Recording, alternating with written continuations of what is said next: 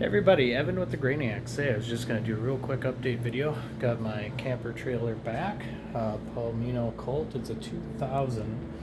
Last year I did a lot of work redoing the trim everywhere, redid the seals, painted, got some new covers, painted the existing covers, took out the water tank. I had a rotten board in the back. On the inside, I made a video about that, so watch that video if you haven't seen it.